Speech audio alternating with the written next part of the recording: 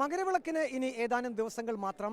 ശബരിമലയിൽ വലിയ ഭക്തജനത്തിരക്കാണ് അനുഭവപ്പെടുന്നത്. കഴിഞ്ഞ ഏതാനും ദിവസങ്ങളിലായി പ്രതിദിനം 1,00,000-ലധികം തീർത്ഥാടകർ സന്നിധാനത്ത് ദർശനത്തിനായി എത്തുന്നുണ്ട്.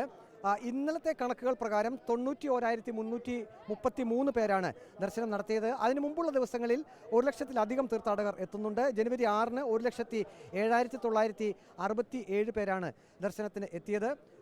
പമ്പയിൽ നിയന്ത്രണങ്ങൾ ഏർപ്പെടുത്തിയിട്ടുണ്ട്. സന്നിധാനത്തെ തിരക്കിനനുസരിച്ച് മാത്രമാണ് പമ്പയിൽ നിന്നും മല ചവിട്ടാൻ തീർത്ഥാടകരെ അനുവദിക്കുന്നത്.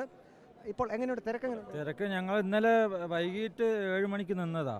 അവിടെ താഴെ തിരക്ക് ഇന്നലെ ബ്ലോക്കായി അവിടെ തന്നെ നിന്ന് ഇപ്പോൾ രാവിലെ 3 മണിക്ക് സ്റ്റാർട്ട് ചെയ്തതാണ്. പമ്പയിൽ നിന്നും സന്നിധാനത്തേക്ക് എത്താൻ എത്ര സമയം എടുത്തു? ഇന്നലെ 7 മണിക്ക് കയറി ഇങ്ങോട്ട് കടക്കാൻ പറ്റിയില്ല. അപ്പോൾ പിന്നെ അവിടെ തന്നെ ബ്ലോക്കായിട്ട് പിന്നെ ഇന്ന് പുലർച്ചെയൊക്കെ 3 മണിക്കാണ് നമ്മൾ സ്റ്റാർട്ട് ചെയ്തത്. തിരക്കത്തിരിയുണ്ട്, കുഴപ്പമില്ല. ഓ നന്നുണ്ട്. ഓ ദർശനം സൂപ്പറാണ്, നല്ലതാണ്. കൂടുതലും ഇതര സംസ്ഥാനത്ത് നിന്നുള്ള ഭക്തരാണ് സന്നിധാനത്തേക്ക് ദർശനത്തിന് എത്തുന്നത്.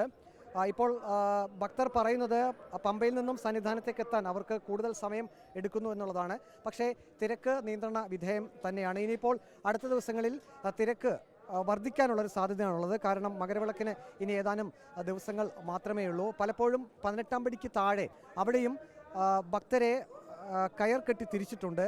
തിരക്കിനനുസരിച്ച് മാത്രമാണ് ഭക്തരെ മുന്നോട്ട് കടത്തിവിടുന്നത്. അങ്ങനെ സന്നിധാനത്ത് വലിയ നിയന്ത്രണ സംവിധാനങ്ങളാണ് ഇപ്പോൾ ഏർപ്പെടുത്തിയിരിക്കുന്നത്. വീഡിയോ ജേർണലിസ്റ്റ് വിഷ്ണു പ്രസാദിനൊപ്പം reporter Praveen Purushothaman, in reporter, Sannidhanam.